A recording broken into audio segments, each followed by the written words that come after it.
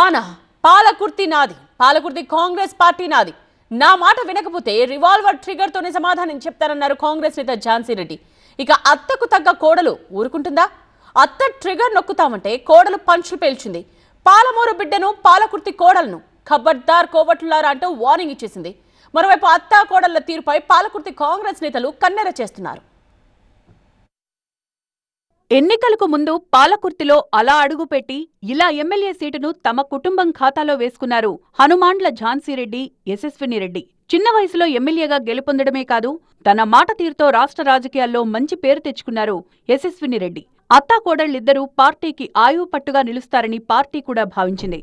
కానీ గత 6 నెలలుగా అత్తాకోడళ్ల తీరు సొంత పార్టీ నేతలకే కోపం తెప్పిస్తోంది.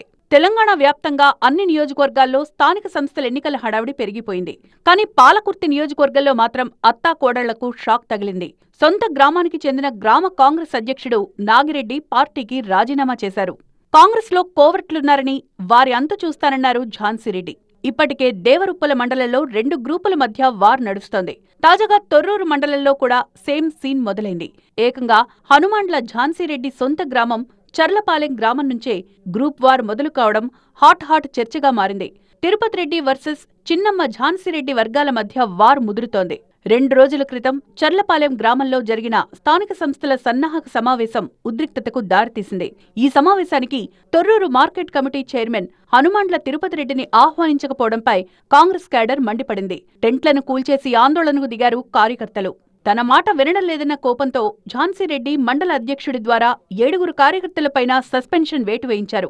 ఝాన్సీరెడ్డిపై 27 మంది నాయకులు పీసీసీకి ఫిర్యాదు చేయడంతో వారిపైన ఉక్కుపాదం మోపారు ఝాన్సీరెడ్డి. విదేశాల నుంచొచ్చిన వారిని నెత్తినెత్తుకుని గెలిపిస్తే తమనే సస్పెండ్ చేస్తారా అంటూ ఆగ్రహం వ్యక్తం చేశారు కాంగ్రెస్ నేతలు. షోకాజ్ నోటీస్ ఇచ్చిన తర్వాత మేమిచ్చే సమాధానం సంతృప్తి చెందకుండా ఉన్నప్పుడు జిల్లా పార్టీ అధ్యక్షునితో సస్పెండ్ చేయాల్సిన అవసరం ఉంటుంది.